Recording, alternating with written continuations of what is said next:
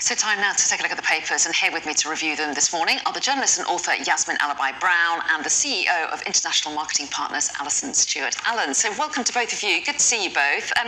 First of all, one story in town as far as the front pages are concerned. Apart from the FT, all of them go with Boris Johnson's resignation as an MP. Yasmin, you've picked out the Daily Mail's coverage, perhaps more sympathetic than some of the other front pages. They just quote Boris Johnson, "I've been forced out by a witch hunt." You're putting it very delicately. I think this is an extraordinary front page. Yes, of course, they've always been extremely supportive of Boris Johnson throughout, ever since before Brexit, and then as has the Telegraph. But in this one, I think the shock of what's just happened hasn't quite settled, and so they use the same language he's used about kangaroo courts and being driven out, and that, now the committee, apparently he was due to be suspended, allegedly, that's what I hear, and the committee, there were more Tories than Labour or any other party. So for him to describe them as illegitimate and kangaroo court is just extraordinary. But then there's this condemnation on the front page of people like me. It says, the Mail, leftist loudmouths, embattled Remainers, hand-wringing liberals. So it's really gone quite emotional about the exit of one of their favourite men. Well, yes, the comment, we only get a little bit of it on the front page, don't they? But the comment inside says he can hold his head high. His everyman vision was genuinely inspiring. So obviously reflecting support there on the front of the Daily Mail. Other papers more critical. You've picked up the Guardian story, haven't you, Alison? I mean, they play it very straight with a headline there. Johnson quits over report into Partygate. Yeah. But inevitably, it raises the many questions that follow. Absolutely. Not least, what will Boris Johnson do next? Yes, well, he has left a not-so-subtle hint that he's leaving for now, which suggests that he is planning a comeback. Then the question is, what is the comeback and when is it? It's unlikely that he'll be back, I think, in the next election, but perhaps the election after that, or perhaps he goes back into London mayoral politics, which is an area he obviously knows very well, having been the mayor of London for quite a long time. I think what's interesting for me, obviously with my accent and being from the United States, is the parallels in the wording. A witch hunt, a conspiracy, my political enemies targeting me. There are very many parallels on the same day, interestingly, between what Johnson has supposedly said and what we've heard about Mr. Trump, which no doubt we'll cover later on this morning. Yes, well, there's so much going on both sides of the Atlantic, aren't there? There's an awful lot to cover. And Yasmin, the front page of the Eye raises the questions of what Boris Johnson might be able to do, lobbing stones, I think I've heard one expression, from Rishi Sunak even after his resignation.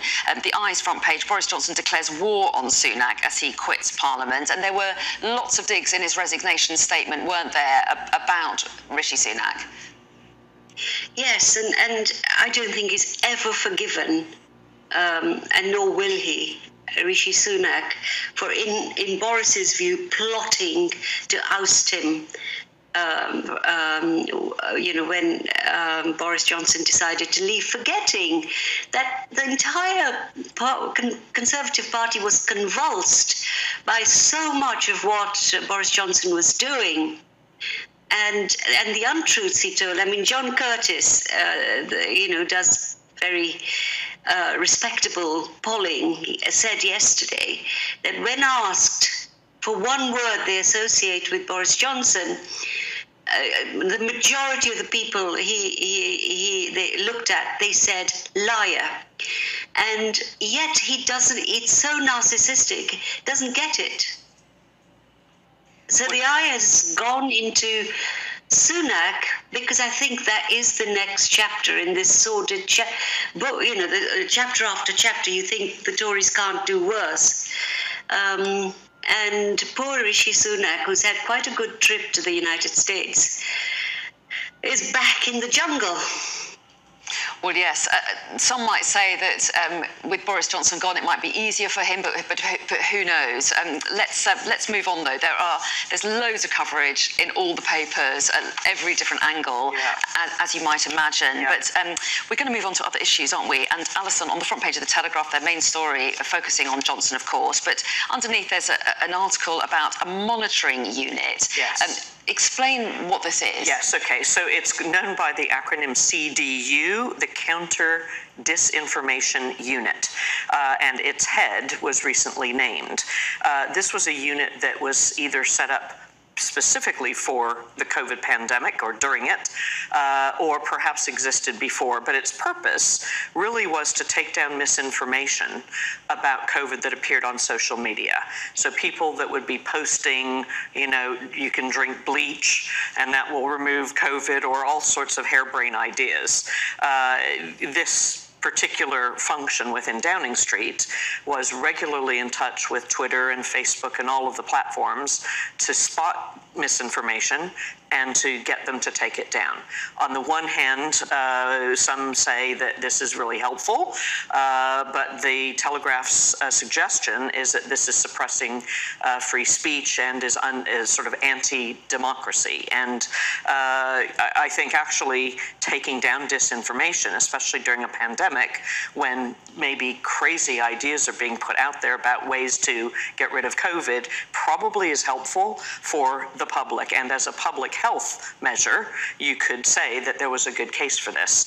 The leader of the CDU was also just recently named. So she's a senior civil servant called Sarah Connolly. Her identity is now known, but prior to now, no one knew who actually was behind this particular unit in liaising with the social media companies. And I noticed there's no comment from her, so we don't know what she has to say about it, but we have looked at the government website and looked at what they say about this counter-disinformation unit. They say the CDU uses publicly available data using material shared on social media platforms to develop an understanding of disinformation, narratives and trends. It does not and has never monitored individuals, and all data is anonymized wherever possible. So that's what they say about its function, but maybe we'll hear a little bit more in its defense or otherwise now that these details are coming out.